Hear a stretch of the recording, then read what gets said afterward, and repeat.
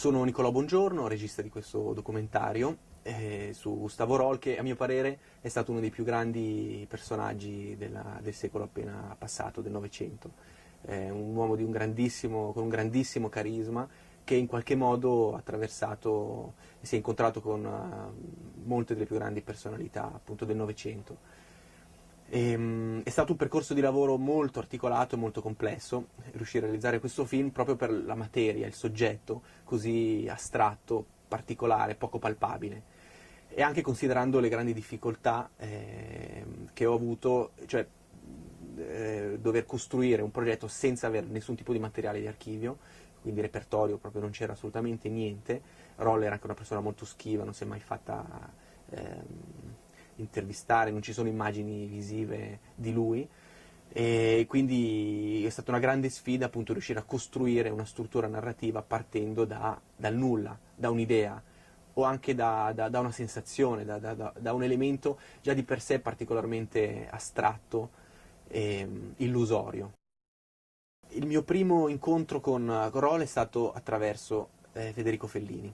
Fellini, appunto, lo si dice anche nel film, è stato un grandissimo amico di Roll, un suo grande confidente, una persona di cui aveva una grandissima stima. E quindi io, volendo approfondire meglio il percorso artistico di Fellini, è stato quasi naturale cercare di capire chi era quest'uomo, chi era Roll, come mai era così amico di Fellini. E da lì mi sono gettato in questa avventura, no, a capofitto, per cercare di capire chi era quest'uomo. E così ho iniziato un percorso partito da un desiderio di ricerca personale, no, di andare a parlare con gli amici di Roll, di sentire da loro chi era e che tipo di esperienze avevano vissute. E piano piano, diciamo in modo naturale, mi è venuta l'idea di costruire un documentario, un progetto visivo su di lui. Il discorso visivo però è già una sfida complessa, perché non c'era assolutamente nessun tipo di materiale d'archivio su cui costruire, e ovviamente basarsi solo sulle testimonianze sarebbe stato noioso o comunque non particolarmente interessante dal punto di vista narrativo o drammaturgico.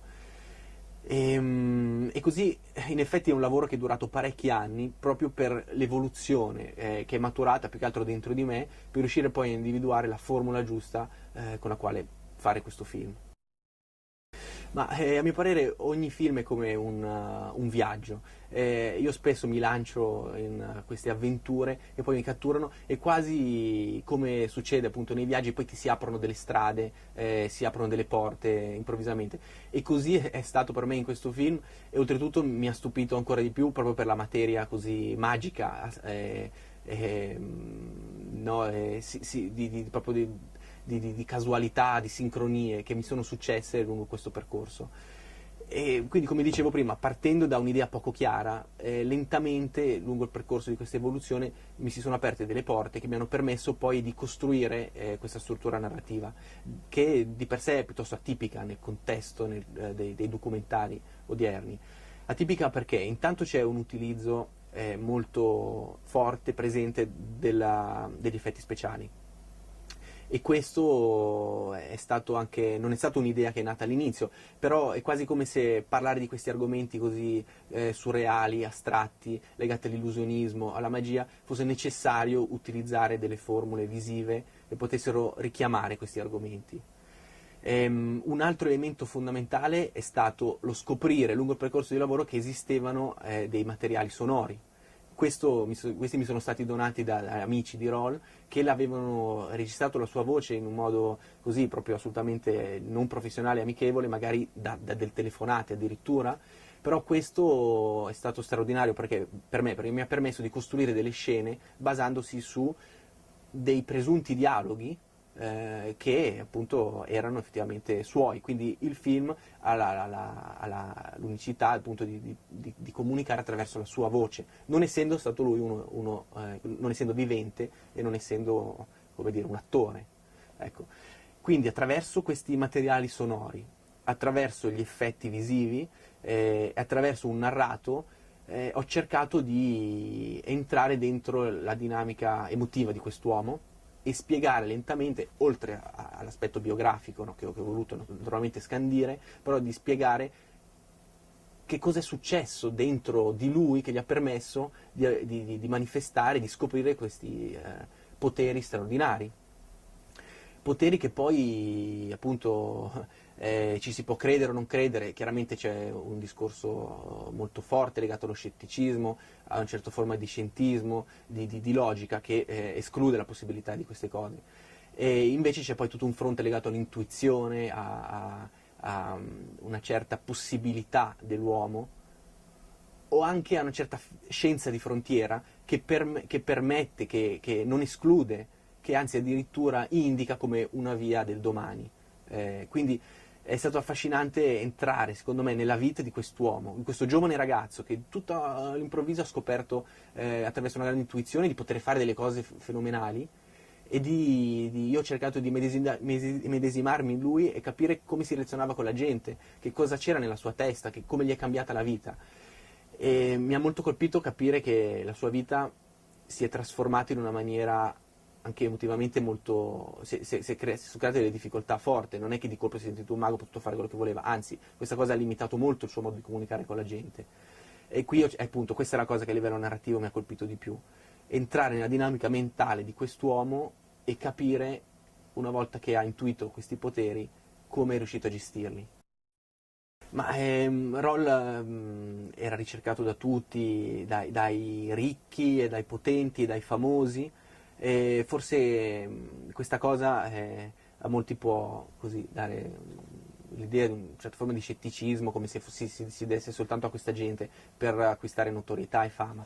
In realtà, avendo approfondito davvero a livello biografico la sua vita, so che non è stato assolutamente così. Lui aveva nel suo intimo frequentazioni con persone assolutamente semplici, si dava, anzi dedicava molto, molto più del suo tempo alla gente normale, tra virgolette, perché appunto per condividere le sue potenzialità con tutti. Ovviamente se lo cercavano delle persone note, lui, a parte che non si dedicava a tutti assolutamente, però forse erano persone che sviluppavano la sua curiosità e anche gli permettevano di portare avanti un certo tipo di discorso in certi ambienti. Al di là di tutti, però, ecco, lui un po' aveva un'anima d'artista, e quindi ovviamente si sa, la sua grande amicizia con Fellini gli permetteva di esprimersi in un determinato modo anche a livello creativo.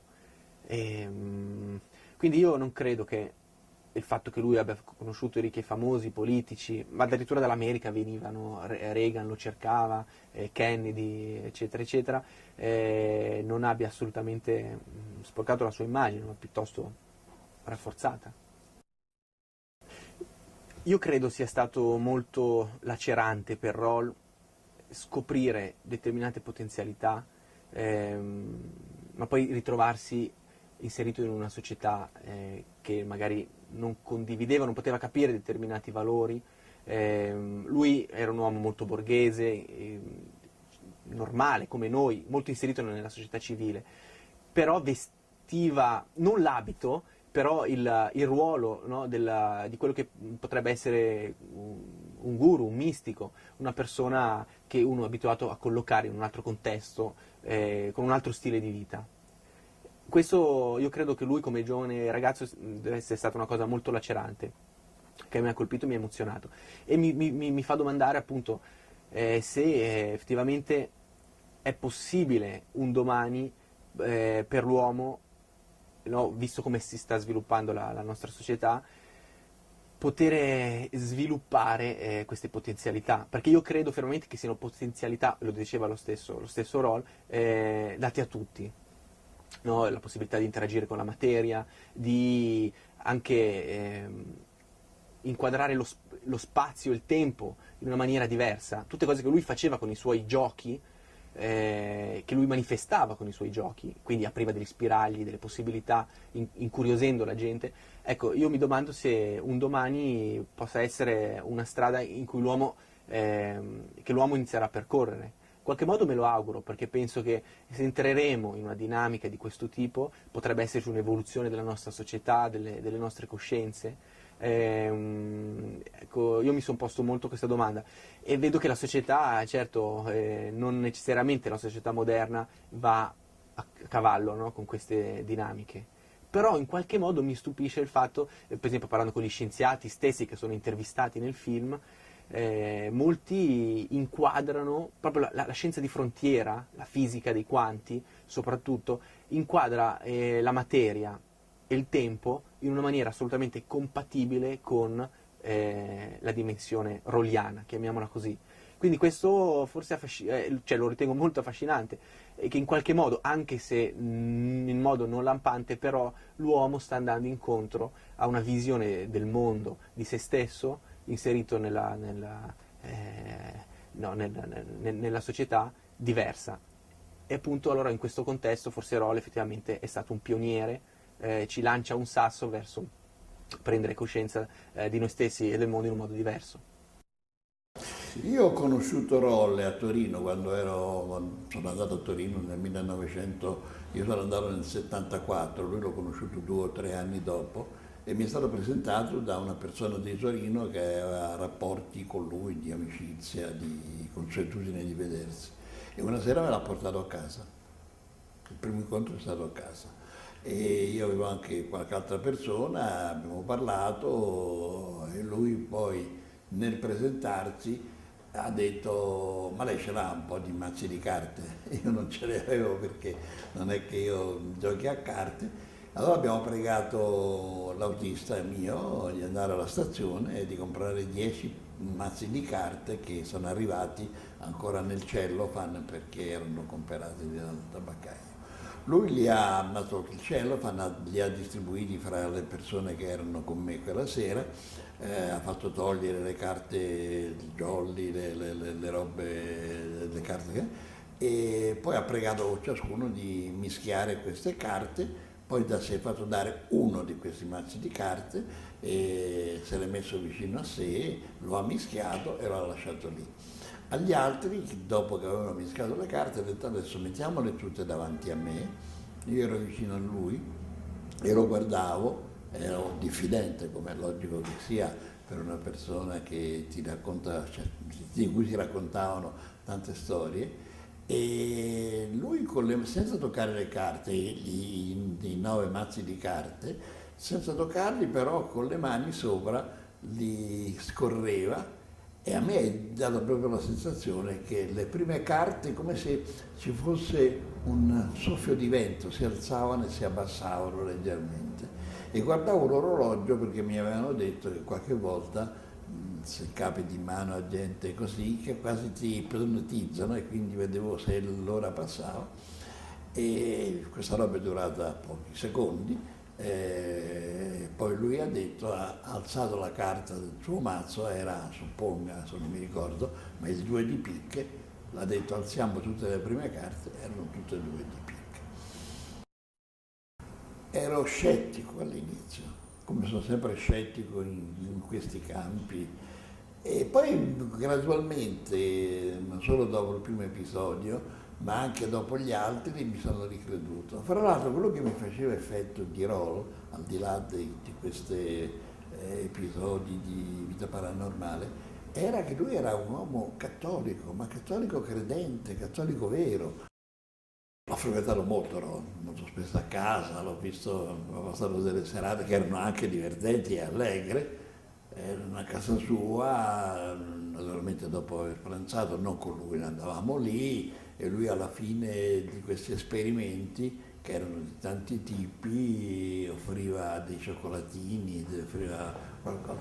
Ho passato un paio di volte la serata, io, lui e Fellini, che era incredibile perché Fellini, io avevo ammirazione per Roll, ma rimanevo sempre un po' freddo, un po' scettico. Fellini pendeva dalle sue labbra e ho capito che qualunque cosa lui, anche non essendo a Torino, doveva fare, chiamava prima Roll. Tu che ne pensi? Cosa posso fare? Quindi era proprio un esercizio. E a proposito di Fellini, a Torino a un certo momento lui venne a presentare l'ultimo film che aveva fatto. E dopo aver visto questo film al cinema, andammo al Cambio, il ristorante di Torino, uno dei buoni ristoranti di Torino, Ed eravamo, c'era il sindaco di allora che era Novelli, c'era Fellini, c'ero io, c'era un paio di signore, e poi c'era la produttrice del film che era la Traxel, come si chiamava di nome? Vania Traxel mi pare. E io ero capitato, io ero seduto vicino a Fellini e di fronte a noi c'era Vania Traxel. E lui, che non aveva mai visto questa signora, l'aveva conosciuta quella sera, a un certo punto lui aveva degli occhi molto azzurri, penetranti, no? Che dava una certa impressione a guardarlo.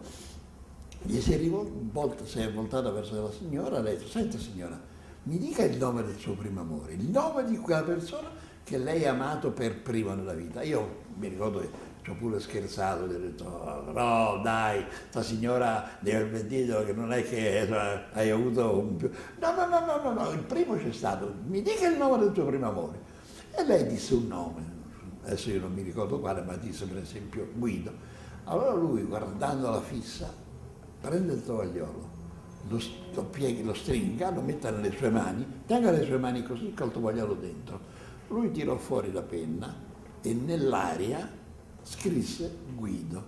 Apri il tovagliolo. Lei aprì il tovagliolo e c'era scritto Guido. È svenuta. Abbiamo dovuto ritirarla su. Poi ha detto: tu pensi che mi posso portare via il tovagliolo che ti pare? Portati via il tovagliolo. Sì, lui cercava sempre di darmi dei consigli e di evitare che naturalmente in quella vita difficile che era condurre la Fiat, poi c'erano stati negli anni, tutti gli anni 70, gli anni delle grandi vertenze sindacali, il terrorismo, soprattutto il terrorismo, lui cercava di aiutarmi. Lui aveva ben conosciuto Valletta, almeno così mi raccontava lui, e una volta, tanto per dare un esempio, una sera che eravamo a casa sua, lui improvvisamente mi disse: c'erano dei fogli di carta bianca, prenda 2 fogli di carta bianca, li pieghi in 4, se li metta qui nella tasca interna della giacca. Cosa che io feci. Lui poi rimase un po' così e poi dopo un po' mi disse: prenda quei fogli, ed era una lettera a me indirizzata con la calligrafia di Valletta.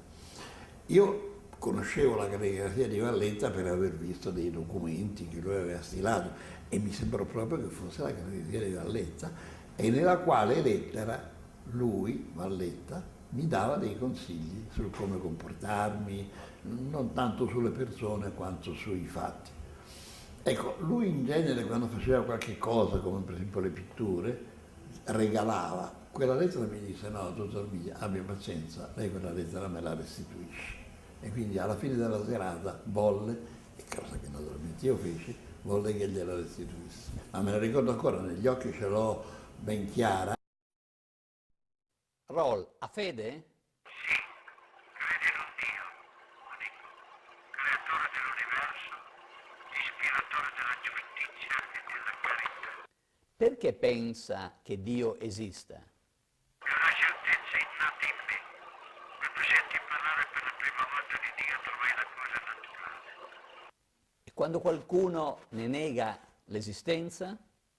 Sentendolo negare, compresi che la fede era un dono che mi era stato fatto. L'idea di Dio libera davvero la mente dai tormenti e il cuore dall'immensa solitudine? Per quanto riguarda me stesso, è certamente a causa della fede che nell'avversità la mia mente non conobbe tormenti, né ne auguro la solitudine. In ogni caso, credere che esiste un Dio giusto e riparatore, porta ed assiste.